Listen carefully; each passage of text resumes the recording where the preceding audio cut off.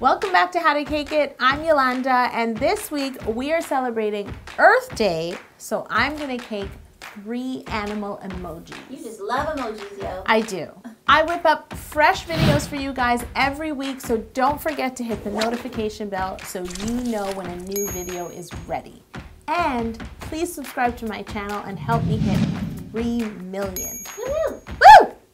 Jeremy, no excitement? Yeah. Jeremy, are you part of this team or are you part of this team? Woo! Thank you. There you go. I have chosen to make the tiger, monkey, and panda emojis. All of the emoji cakes are banana. That is my favorite flavor of cake, and I've rarely made it on How to Cake It, but there is a video in Yo's recipe box. Please make this banana cake. It's amazing. I baked all of my banana cakes, removed them from their pans. Baking is fascinating, and I can't wait to hear this next part, yo. I can't wait to hear about you taking the cakes out of their pans. What's going to happen? And leveling them. Out then level. Listen, Yes, you know what? I want this, Orhan, look at me, look in these eyes. I want this to be left in the video because all they hear are my snarky remarks towards you guys, but they never hear it being reciprocated, now do they? They have been misled, the people. My cakes are ready for simple syrup, and much like carrot cake, banana is very moist because of all the bananas, so give them a light showering. Think about like a April spring shower, that kind of shower, not a downpour. These cakes need to be filled and stacked into 3 separate cakes. I've chosen to fill them with chocolate buttercream. Yum, because what is better than chocolate and banana? What's better? I have nothing to say. Exactly. I need to spread a layer of chocolate buttercream onto the tops of 3 of my banana cakes, and then I'm gonna stack a second banana cake on top of each one of those cakes. If you'd like to see how I make my chocolate buttercream, there is a video in Yo's recipe box, so check it out. And now, it's time to chill. Just leave some footage of this in. In order to help me make these emojis, of course, I created templates. You're using templates, yo? You do a really good home alone. I know, I'm excellent. Like, I'm excellent. Macaulay, look out. When I cut out my templates, I laid a plain piece of paper underneath each one. Essentially, I was cutting out a copy of the emoji that I'm cutting out. And the reason I wanted to do this is I can use that plain piece of paper that's in the correct shape on my cake and dirty it and not worry about it. When I cut out these templates, I cut 1 ear off each animal because we're gonna add the ears later using cake scraps. I laid the plain paper template on top of one of my cakes and just carve out the panda's face shape. Next, I'm gonna cut out the monkey's face shape, and then finally, I'm gonna cut out the tiger's face shape.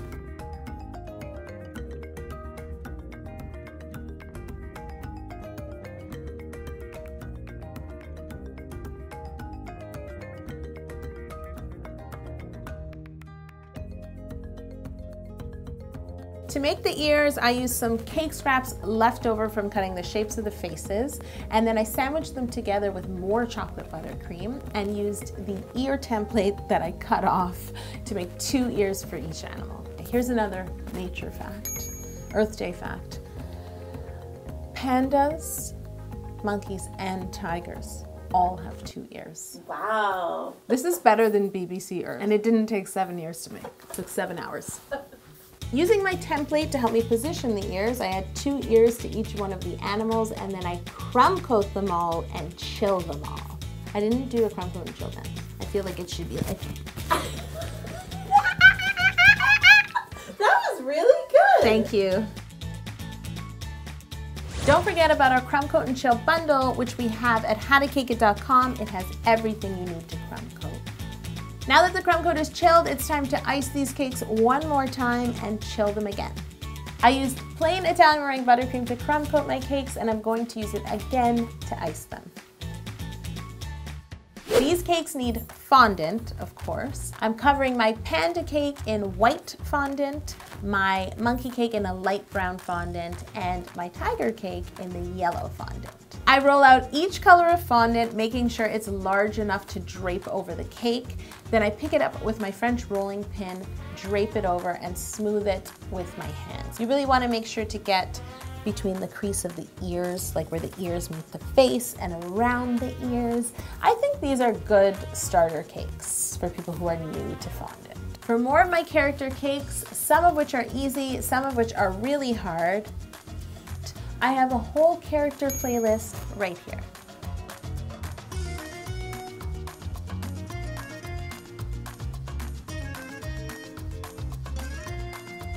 Before moving on to decorating each one of these animals, I took the time to cut out their facial features from each one of the templates.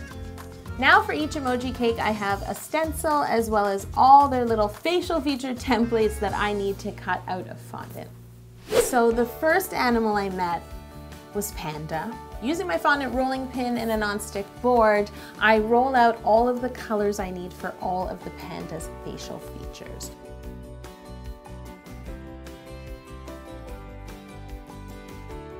He's just so striking. Now I can start to cut out all the shapes I need for the panda's face. So there's his deep, dark eyes, and then his beautiful white pupils. I needed to cut out the gray that's inside his ears. He's such a good listener. I think it's because of where his ears are. You were talking about a panda. What are you trying to say? You can't choose who you love, Jocelyn.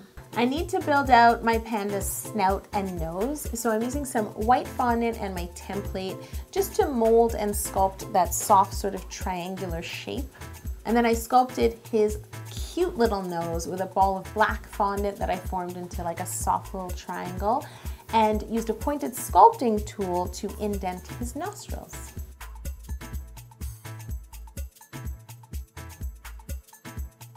To cover the panda's ears in black fondant, I rolled it out nice and thin. Then I brushed a light layer of water onto his ears and laid the fondant on, smoothing it in the same way I did before. And then I just trimmed the ears to fit perfectly.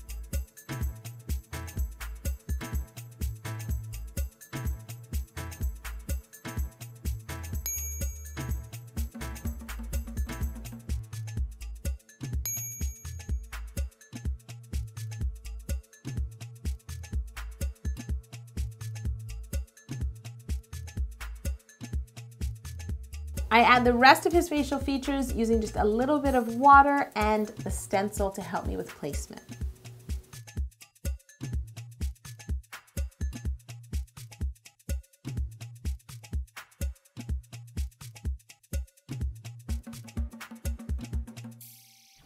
Now for the monkey emoji. Once again, I roll out all the colors I need for this monkey's face, and then I want to build out his face in that, you know, that monkey shape? The monkey face shape. Yeah. So to create that, I actually used a bit of my leftover light brown that I covered monkey with and mixed it in with some white fondant to get a nice tan color. I rolled it out on the thick side, about 1/4 inch thick, and then I used that part of the template to cut out, dare I say, his bulky face. Another bulky face. Monkey has a bulky face. Once I've cut out my monkey's bulky face, I add it to the top of the cake, again using my stencil to help me position it, and I just brushed on a little bit of water underneath to hold it in place. I can now cut the other details out that I need for the monkey, so I cut out all the parts of his eyes and his nostrils and his lips.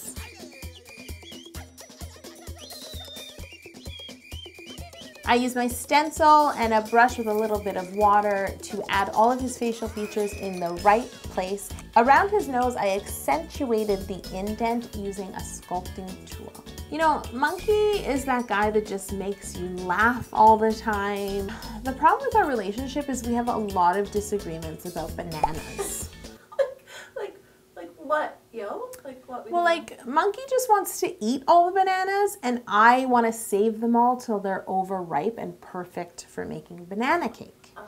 And it just, you know, we can never resolve it. I just feel like neither one of us wants to come to a compromise. I don't know what's so funny because my shirt does say, all I do is cake, cake, cake, no matter what. This is a fact I printed on my t-shirt. It's also the third t-shirt exclusive to Cake Tea Club members. So if you are a member, I cannot wait to see you rock this. And if you're not, find out more at howtokakeit.com. I'm gonna roll out all the colors I need to make Tiger nice and thin with my fondant rolling pin and my non-stick board. And then I'm going to use my template to help cut them out. That's more of a pirate.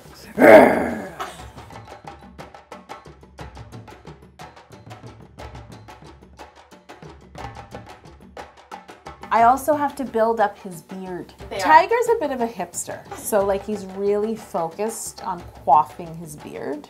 So I really had to get it right. You know, he's that kind of guy. So what I did is I rolled out some ivory colored fondant and cut out his beard and added it to the bottom of his face. And I made sure it was really nicely trimmed.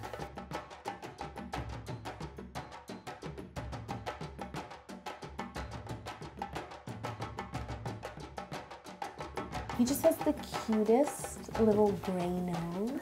So again, I created his nose and then I used a pointed sculpting tool to indent his nostrils and I added that right above his beard. Why am I putting it to my face? I don't have a beard.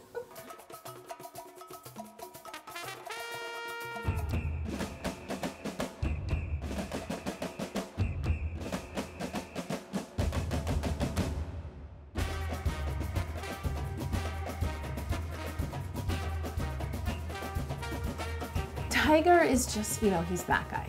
He's the guy, you know he's bad for you, you know, he's rough around the edges. I know that he's soft inside though. You know what I mean, Jocelyn? Those guys, man. I know that he's soft inside, but he's always like, I'm Tiger. And he has these like tattoos. And it's just... He's hard to resist. I like him, but I know I shouldn't like him.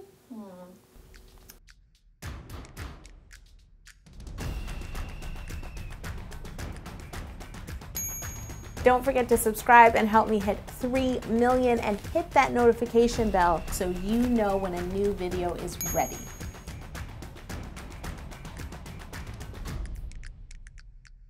Thanks for watching How to Cake It. This was our fun way of celebrating Earth Day. Jocelyn is a huge animal lover. I love animals too. Jeremy? Yeah. That's really convincing. Very convincing. And you know what? There was great news for pandas recently because they were taken off the endangered list. Woohoo! Woo! Go pandas. Jeremy? Yep.